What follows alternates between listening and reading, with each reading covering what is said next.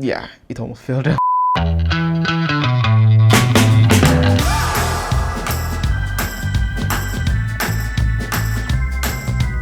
This is my Z Fold 3 and I've been using it for some months, actually from when it was released, and I could be using this maybe until the next year, until the next one. It's Samsung's third generation of foldable phones and I've used all of them. I'm going to be talking about why I would even consider buying something like this as well. It is definitely not for everyone. However, for those who have ever considered owning a foldable phone, maybe this video might make you think about your decisions on owning or not owning one. I also have the Z Flip 3, which I'm going to be making a video about. This is the Z Flip 3 and I've been using both of them concurrently. So click the link in the description below. That video would have dropped after this video. Hello everyone, my name is Fisayo Fosudo. If you're new to the channel, welcome. And if you're returning, welcome back. I'd love it if you could hit that like button so more people can get to see the analysis of the Z Fold 3 as we'll be sharing here. I'll also show you why this almost 900,000 naira or $1,800 smartphone caught my eye, all of the pros and cons of using an operating one. I used and made videos about all of the previous Samsung Galaxy Folds, and this is the third version. So what makes this special? Should you buy it? Without further ado, let's get to the video. The Samsung Galaxy Z Fold 3 marks a new height for Samsung when it comes to foldables, the foldable generation of smartphones. There's nothing like this on the market with the potential that it has, and that's something that can be seen on this device. And many analysts, reviewers, people who have some history with foldable phones, they say the same thing regarding this smartphone. Now, if you want the crux or the cocoa of the Samsung Galaxy Z Fold 3, the crux of the matter is that it is a pocketable tablet that you can fold into a smartphone, and then you can open it up to become a tablet to do tablet stuff, close it to do smartphone stuff. Samsung made some significant improvements and efforts on here when it comes to how solid this device should be. It's Gorilla Glass Victus on the front and the back of the Samsung Galaxy Z Fold 3. The back is a matte textured glass and inside is sort of foldable glass, but when you touch it, of course it's plastic, a film-like plastic material. You can see that when you watch videos from Jerry Rig Everything. The phone is also quite thick, as you can see, and the hinge on this is also much better. Apart from the toughness of this phone, it's IPX8 water resistant and not dust resistant. IPX8 means it's water resistant up to 1.5 meters underwater for 30 minutes. For a foldable device with all of these intricate parts, that is quite impressive that it's water resistant.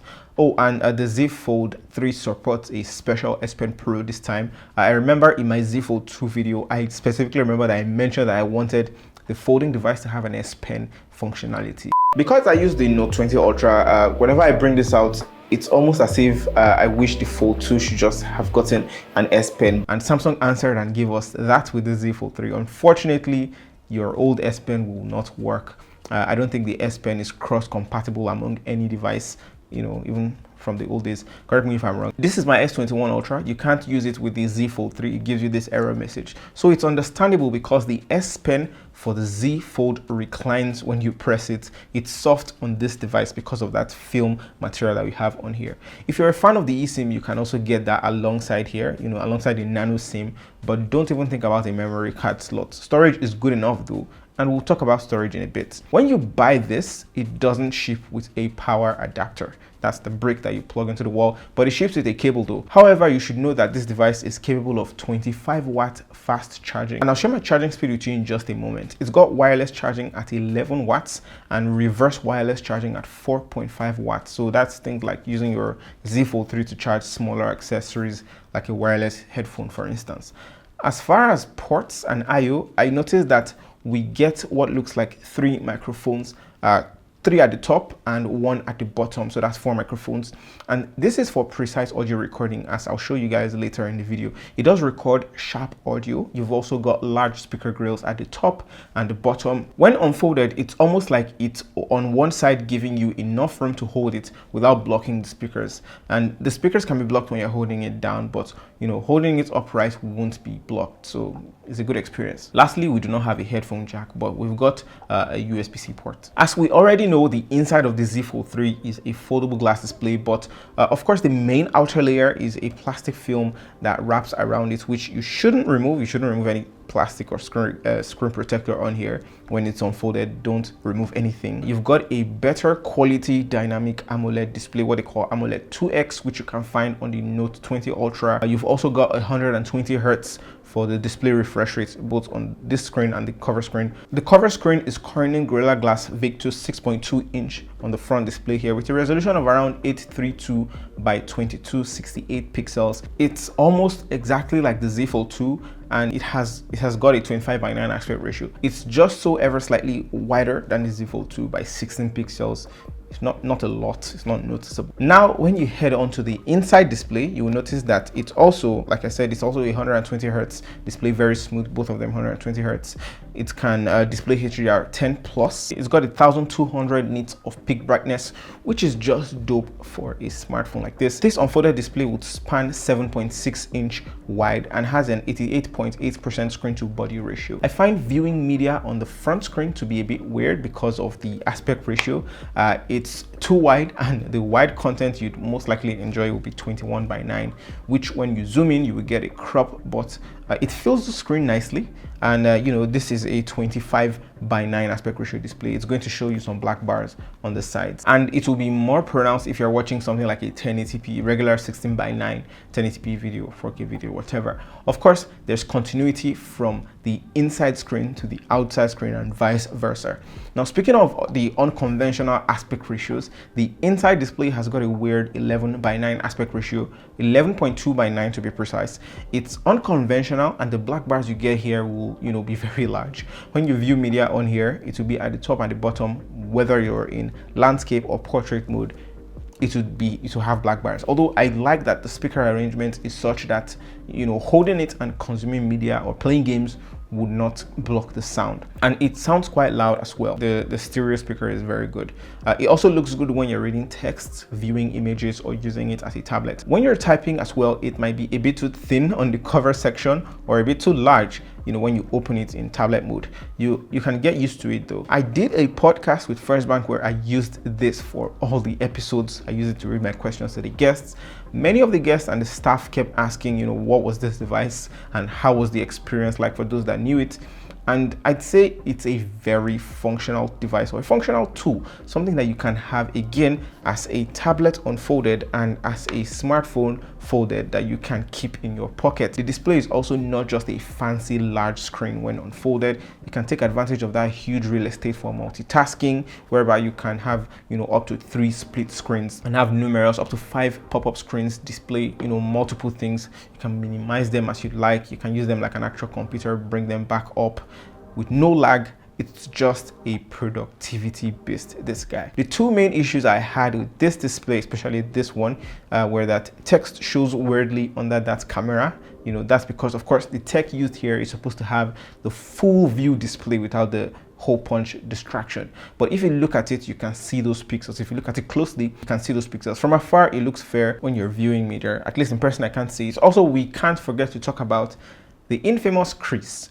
Looking at media head-on, you might not notice the crease immediately, but any tilt or slightly isometric angle will have you noticing the crease a lot, and it can be very uncomfortable for many people. People pointed out this crease a lot. The thing is, foldable displays are still in the 3rd generation for Samsung. Yes, they are actual products that people are spending quite a lot of money on to get this, you know, but I think it takes some time for foldable displays, or maybe rollable displays, smartphone to tablet hybrids, without any hiccups, to have an under display camera that is of course not noticeable. But for now, this is the best we get in a commercially available product. Not only is it having one of the best and most advanced displays, but you're also getting something comparable in processing power and software. This phone right here comes with Android 11 and Samsung's latest One UI update, or the One UI 3.1.1. The processor is the Snapdragon 888. That's a 5nm octa-core processor. So yes, you're getting one of the latest on here. Samsung were also generous with the RAM and the storage. Of course, you know, you don't have an expandable storage slot on here, but you do get 12 gigs of RAM, which is bigger than some laptops, and 256 gigs of UFS 3.1 internal storage, which I've still got around 76% of storage left. Now, I did push the processor as hard as I could for the most part, and it served me quite well. I played Call of Duty and multiple games as we usually do, and I of course did not notice any lags at all on this guy. Multitasking as well was great. It was a great feat too. What you should know concerning the battery on here is that there is a 4400 milliamp hour battery on here. A bit unconventional because Samsung's previous Fold, the Fold 2, has 4500 milliamp hours, but this is 4400. Not too much of a difference. Of course, it's a downgrade, somewhat of a decline, but it's just a thing. Another thing here to notice that the battery is evenly split. So on the screen side here, you have 2280 milliamp hours. On the charging side here, you have 2120 milliamp hours, making it a total of 4400. I highly recommend you watch Jerry Rig Everything's video though, because it has a lot of details about the internals on this guy. So what does gaming look like on here with regards to the battery life? Of course, we know it's a beautiful AMOLED display, 120 hertz. Games will look just fantastic on here. However, on the battery life front, it went from 22% to 17% in 5 minutes of gaming, which is unironically a 5% loss in 5 minutes. In 30 minutes of gaming though, it was already down to 8%. And for the Mac geniuses out there, that is a loss of 14% battery life for 30 minutes of gaming. So if I'm being modest here, I think you should be able to get around 3 hours of heavy gaming from this guy at most, which is not so bad again. I don't know if you spend 3 whole hours gaming, but hey, it's something to take note of. Do you game for 3 hours? Let me know. Somebody, do you game for 3 hours? Let me know in the comments. But I don't know who's getting the Fold 3 for gaming, maybe. I don't know. While that's an interesting observation, I think a common consensus among a lot of users of this device, at least from reviews I've watched and comments I've seen, is that the battery life can be better. A phone handling so much with multitasking, all of the heavy duty lifting, needs some optimization. This phone here does perform, but the battery didn't get me up to a full day at all on most days actually. Like I said, I use this for events, I use this for meetings, I use this for presentation, and you know, it's a capable screen, a good multitasking beast. And the screen on time I had here was quite a lot. My phone didn't make it to the end of the day on most days. I almost always had to plug this guy in at the end of the day. Speaking of, you know, charging and plugging this guy in, this kind of surprised me. This big battery is 4400 milliamp hours. 2 batteries making up one, as I mentioned. It's capable of 25-watt charging at the highest, and I noticed that it wasn't super fast. Here's how my charging speed went. I used a charger higher than 25 watts. I think it's 75 watts actually. And in 10 minutes, we got from 0 to 8%. In 30 minutes, it went to 26%. In 1 hour, it was still only at 52%. So for the Mac whizzes out there, that's 0 or flat battery to 52% in 1 hour. 1 hour and 30 minutes got to 78%. It got fully charged to 100% in 1 hour and 50 minutes. Anyway, let me know what you think about this charging speed and battery life overall in the comment section. 1 hour, 50 minutes to fully charge the Z Fold 3. Is that slow or fast for you? What do you think? Just like many standard phones that you have today, you get the normal PIN pattern and password, and beyond that, it's you've got face unlock and fingerprint reader. The face unlock here is fast. You only need to register it with one camera, and you can unlock with both cameras, either the cover camera on the front camera, the inside camera. While I find the smaller 4 megapixel camera to do sort of a worse job for face unlock, the cool thing here is that we get to see the actual camera for a split second to properly capture your face, and it goes out anyway. The other option I find superior is the fingerprint reader on here that also serves as the power button. This made the experience way easier. I'd suggest that you use face unlock and fingerprint reader together, but the preferred option for responsiveness, swiftness, security is the fingerprint reader any day, anytime. And I really like that it serves as the power button as well. So when it comes to the camera of the Z Fold 3, you've got exactly 5 cameras on here, 2 for the selfie and 3 for the rear cameras. For the selfie cameras, the one outside on the cover is a higher 10 megapixel sensor that is way better than the one on the inside, and you see what I mean in a bit. The one on the inside is a 4 megapixel camera covered by pixel. The aim for this innovation is so that and I like to think of it as innovation because under screen display camera, it's cool. It's just for the text or anything you're viewing, your general day-to-day tasks, video, anything, to use the phone without any distraction. It's a full seamless display essentially, but with a camera that you can't see. These distractions can sort of be from the notch or the hole punch cutout, as we've seen on the Fold 1 and the Fold 2 respectively. It's not like it's a big deal or anything, but now it's more or less a clear screen when you're watching a video or using it. However, if you look close enough, you will definitely see the pixels.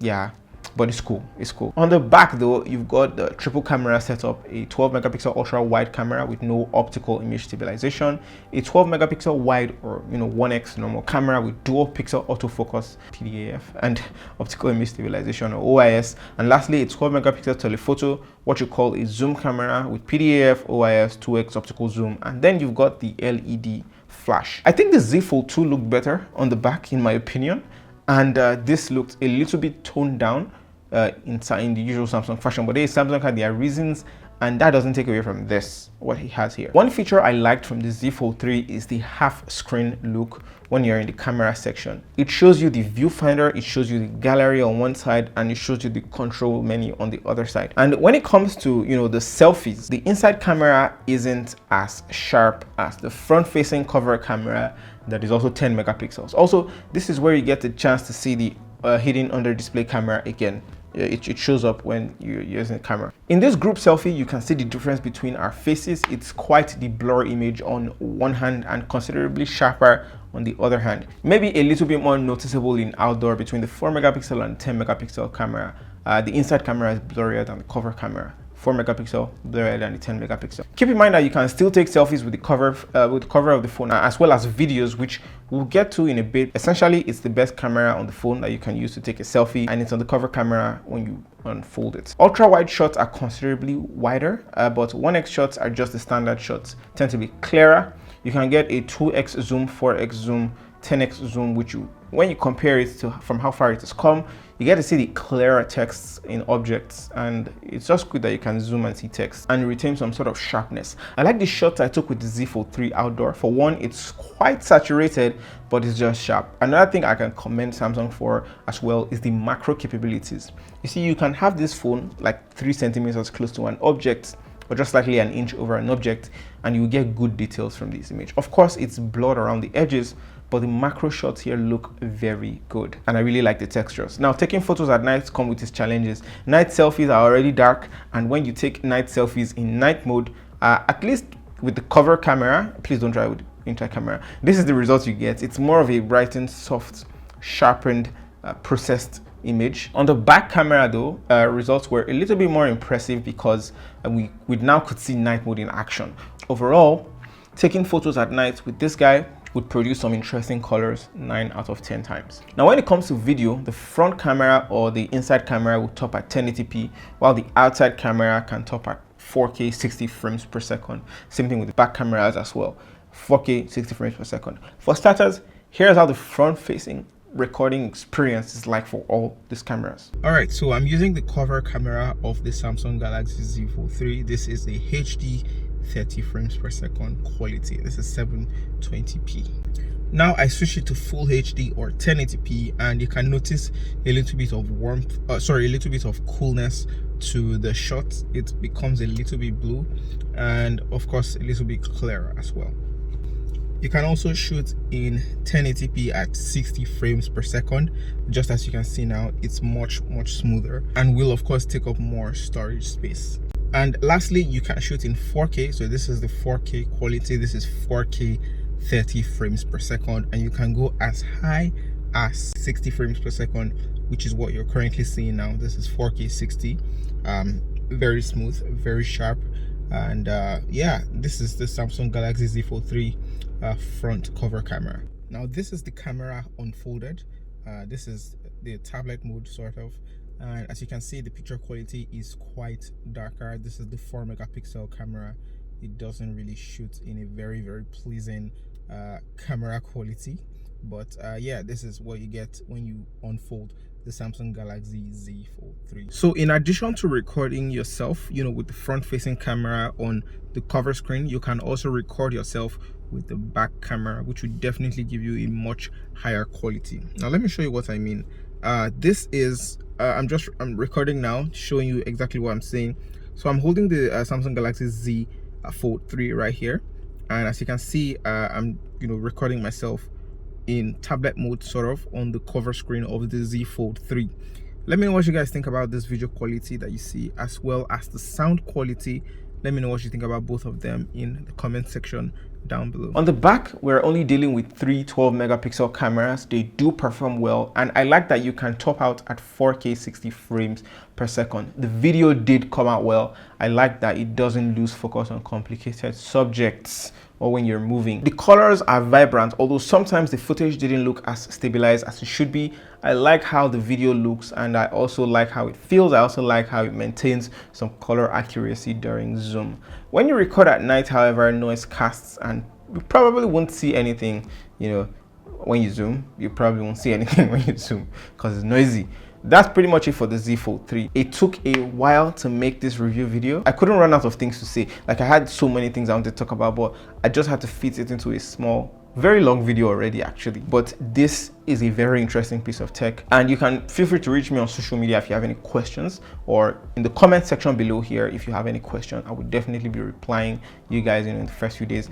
I'd love to hear any question or feedback that you might have on this device. By the way, I think there might have been a price reduction, and if you want to purchase it, check out the link in the description below for maybe a discount. Thank you for watching. I'll see you in the very next one.